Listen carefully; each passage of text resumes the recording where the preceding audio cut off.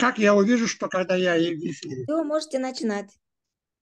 Бар болуңуздар, урматтуу көрүүчүлөр, сиздерди биз кубаныч менен угуңарга чоң рахмат билдирип кетейин. Мен Алмаз Тажыбай, саясат талдоочу, мамлекеттик саясат талдоо борборунун башчысы болом. Бүгүн биздики силердин бүгүн темабыз бул билим берүү системасына өнүгүү, билим берүү өнүгүүнүн тыштан келген жардам каражаттары боюнча өзгөчө бул Дүйнөлүк банк менен Азиялык өнүктүрүү банктын канча билим берүү системага акча алып келди казыркы учурда. Мен айтпаймынбы, 94 жылдан бери ага маалымат ошол жылдардан бери каржылап келет. Бирок кандай бир эмне үчүн биздин билим берүүгө салыш керек. Эмне үчүн көп ошо билим берүү каржылайт. Анткени менен дүйнө жүзүндө экономика өсүү боюнча же экономикадан кадей кубатка келиш үчүн бул билим жарандардын билим деңгээли ойнойт экен. Эгерде кандай бир төмөн болсо, анын экономикасы эч качан өспөйт экен. Мисалы, биз кээ бир мамлекеттерди билип атабыз, билим деңгээли аябай начар, керек болсо башталыш билимди ала алышпайт, башталыш класстагычы. Ошондой мамлекеттер бар. Алар болсо өзүңөр билесиңер, бул Африка континентинде же Азия континенттеринде көп. Анткени менен билим берүү ал жакта көп учурларда акча. Анан элдер окуганга да убактысы жок, ошо балдарды, кичинекей балдарды дагы иштетет да. Деги эле билим берүү бул канча жашынан бериш керек да. Албетте төрөлгөндөн баштап эле, андан мурун деле өлгөндө 3 жашка чейин көңүл буруп, 3 жашка чейин же болбосо ашып кетсе 5 жашка чейин балдарды ойлорун жүргүзүп, алар менен билим бериш керек. Ошон үчүн бала бакчалар деп коет. Ошо бала бакчаларда кандай бир биземкелерди үйрөнүп, кол менен иштетип, ырларды жаттап, кандай бир бала бакчада. Эгерде ошо учурларда 5 жашка чейин же 3 жашка чейин көңүл бурбай койсо, анда бала кийин канча окутсаңар да аларга кыйын болот. Ошон үчүн эң бул мектепке барганга чейин тарбия, билим берүү болуп саналат. Андан кийин болсо жакшы иштеп берет. Эми экономика кандай таасир кылат? Эгерде биз ошондой акылдуу болсо, биздин өнүктүрүү, айыл кандай бир өнүгүү болот. Эгерде билимсиз болбосо, анда эл акча тапкан акчасы жанагындай аз болот да. Мындай айтканда, интеллектуалдык же технологиялы билбесе, албетте мындай көп акча ала албайт. Ошон үчүн Кыргыз Республикасында официалдуу түрдө 33% кандай бир биздин статон боюнча, улуттук статон боюнча жакчылыкта жашайт экен. Эгерде ошондой болгондо, мамлекет кедей болгондо, көбүнчөсү ишмер миграцияга өчөт экен. Бизде Кыргыз Республика 1.200.000 тышкы миграция менен элибиз сыртка чыгып кетет экен.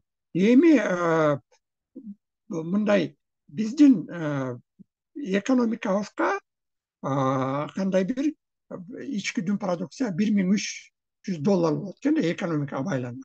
Ошо үчүн өнүгүү үчүн билим берүүгө кандай бир жардам берет. Тилекке каршы бизде 50%тан жетпеген окугандагы биздин стандарт боюнча жаман окуйт экен, ылдый төмөн да окуган.